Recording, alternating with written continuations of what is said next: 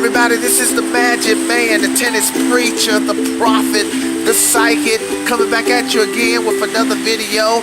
Okay, people, let me do what I thought about Nadal's first match against his win, straight set win over Duckworth. Okay, remember, people, the video I made a couple days ago where I gave y'all my 5 favorites to win the Australian Open.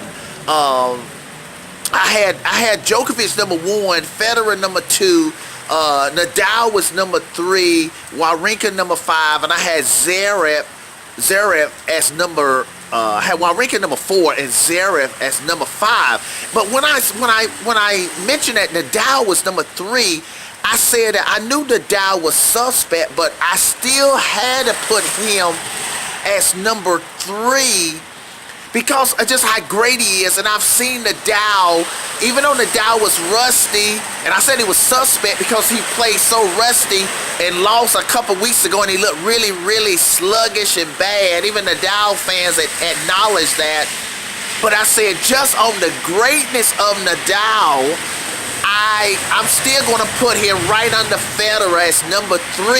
And people, I call that right. I mean, I'm glad that I put him number 3, because if I would have put him any lower, definitely out of the 5, definitely 5 or lower, I would have felt stupid. Now, people, even though that was not Nadal's highest level or high level against Duckworth, Nadal looked okay. People, you may say, well, Magic Man, what's the big deal then? If you said he just looked okay and not at some super high level Nadal ready to win the Australian Open, why are you making a big deal out of it? People, listen, it is a big deal. Let me tell you why. Because of who Nadal is. People, Nadal just need to get at an okay level like he is now.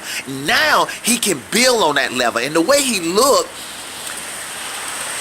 like now he's confident now, because he's like, man, there's 1,000% difference in the way he beat Duckworth than how he looked a couple weeks ago when he looked so bad. Looked like he shouldn't even be playing the Australian Open. So now Nadal can just build his level up now. Because I saw Nadal do this. He surprised me in the 2017 U.S. Open where he beat Kevin Anderson. People, listen, the first 3 rounds, Nadal didn't even look like he was going to win the U.S. Open. And he built this level, and finally by the time he faced Del Potro in like the semifinals, well, by the time he was in the quarters, by the time he got to the quarters, he already had built to a high level. So Nadal has definitely he's at what I'm saying is he's at a high enough level now that he can jump into the Nadal high level. See, because you can be at such a sluggish level that you'll just stay there and then you go out of the tournament and get upset.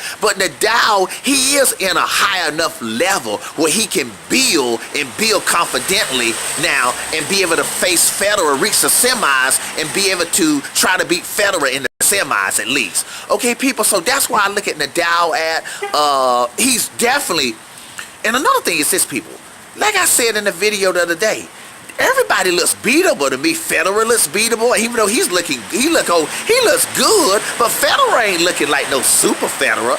I told y'all, I haven't seen Djokovic play yet. He may be playing right now, maybe.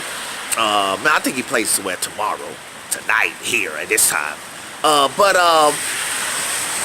Maybe nobody needs to have a super level to win. Maybe the person that wins the tournament of this Australian Open, they probably just need to have a high B level, really high B level.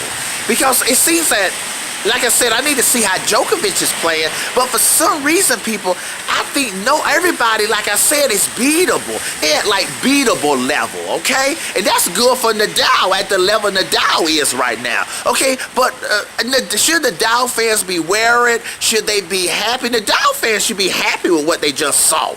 I mean, they want Nadal to build on that and play better the next round. I think he got, who he got next? Ebden? Whoever he got the next round, I got to look at it. But he just need to build on, increase his level for the second round, and increase the level from the second round to the third round. Okay, that's all Nadal needs to do. Okay, people, tennis preacher, prophet, but Nadal is he's definitely a threat, a big threat to win the Australian Open. This ain't no Nadal is all sluggish and he's gonna go out in the next couple of rounds. I wouldn't bet on that. I mean, we never know what can happen, but I wouldn't bet on that though. Okay, people, tennis preacher, prophet, psychic, signing off. Have a good one.